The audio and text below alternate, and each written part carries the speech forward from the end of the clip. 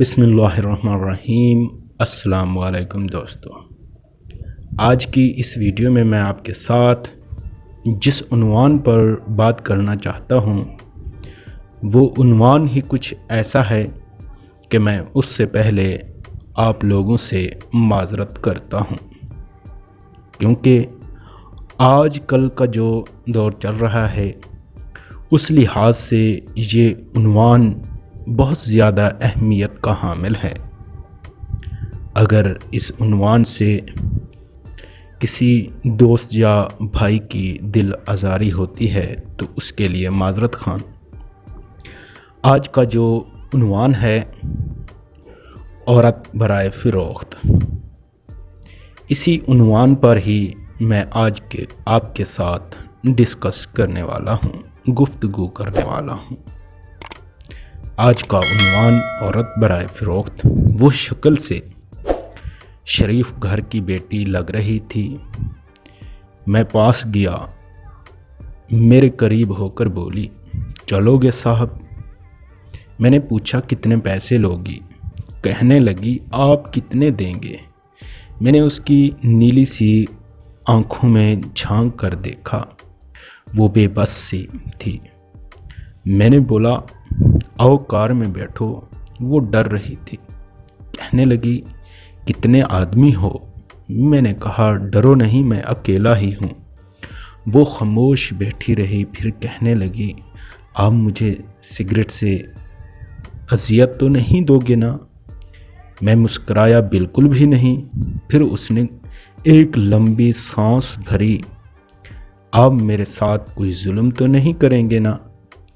آپ چاہے مجھے 500 کم دینا لیکن میرے ساتھ برا نہ کرنا پلیز۔ وہ بھی خوبصورت تھی، معصومیت اس کی باتوں سے ٹپک رہی تھی۔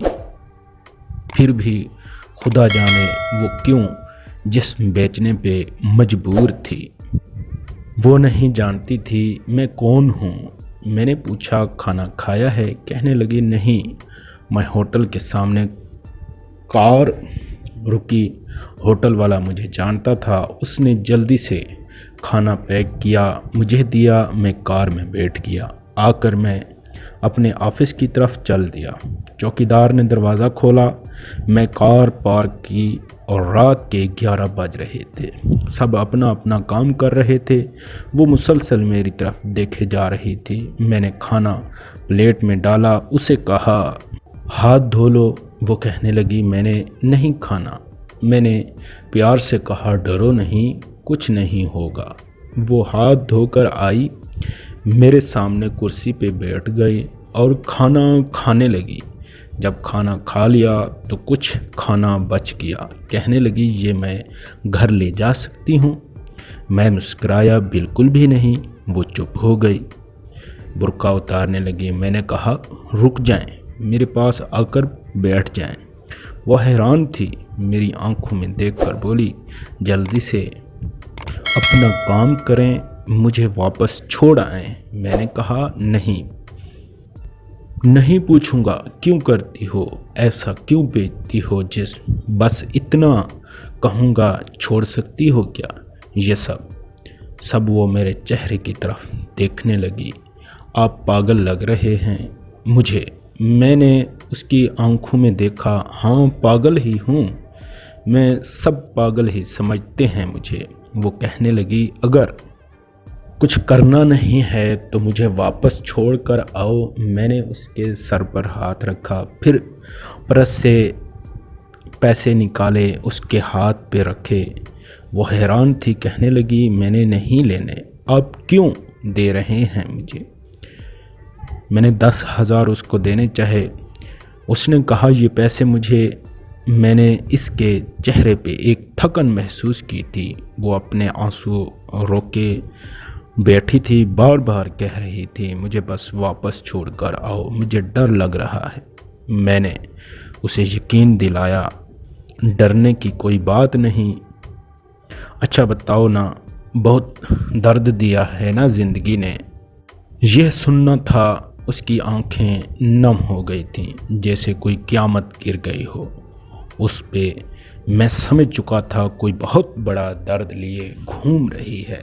دروازہ کھولا، کانپتی آواز میں بولی، مجھے چھوڑ کر آؤ بس۔ میں نے اسے بیٹھنے کا کہا، بتایا میرا نام۔ ڈرو نہیں، خود کو محفوظ سمجھو۔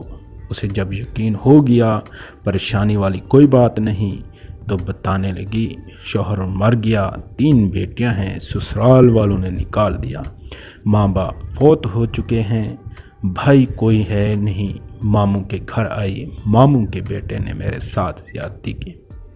میں نے جب مامی کو بتایا تو سب نے مجھے غلط کہا، مجھے دھکے دے کر گھر سے نکال دیا۔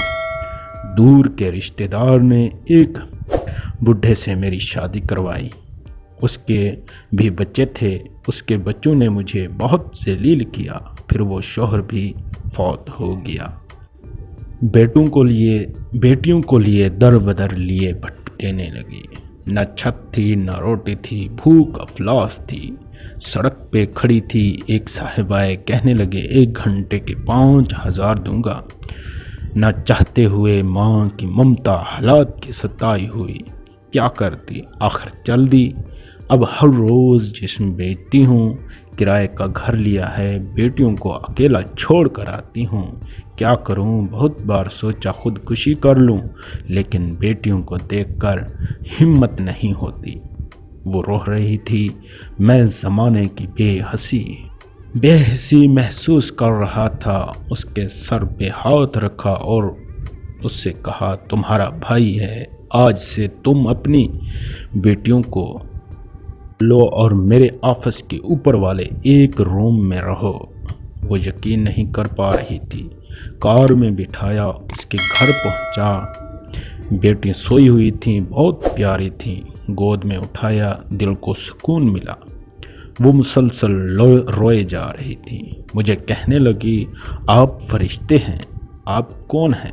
میں اسے اپنے آفس لے آیا، وہ دعائیں دینے لگی، جھولی اٹھا کر نہ جانے کتنی دعائیں دیتی رہی۔ میں نے اسے کہا، جا کر سو جائیں۔ اپنے آفس روم میں گیا، میرے سامنے سے وہ چہرہ گزرا جو ایک لڑکی اپنے شوہر سے جھگڑا کر رہی تھی، اسے کہہ رہی تھی، مجھے طلاق دو، تم کو میری قدر ہی نہیں ہے۔ وہ اپنا گھر جلا رہی تھی اپنی بے وقوفی کی وجہ سے۔ وہ بیچاری کیا جانے زمانے کی تلخیاں کیا ہوتی ہیں، زمانے کا ڈسنا کیا ہوتا ہے۔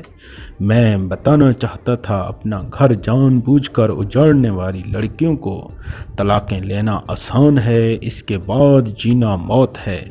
کبھی ساس کا رونا، کبھی نند کا سیاپا بھی، کبھی جٹھانی سے لڑائی، یہ ہر گھر کی بات ہے۔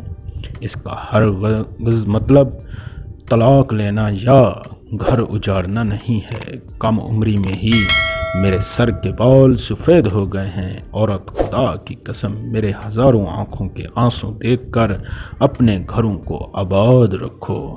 معاشرے کی زنجیروں میں جکڑی ہوئی ایک قیدی ہے، کبھی باپ کی پگڑی پہ لپٹ گئی تو کبھی ساس کے زہر آلود لہجے پہ، کبھی شوہر کی انا پہ خاک ہو گئی تو کبھی اولاد کی وجہ سے۔ مرد اگر سمجھ جائیں میری اس تحریر کو تو شاید میرا معاشرہ بدل سکتا ہے۔ اللہ حافظ، اپنا خیال رکھیے گا۔ ایسی تحریر پڑھنے اور سمجھنے کے لیے ہمارے چینل کو سبسکرائب ضرور کریں گا۔ شکریہ، اللہ حافظ۔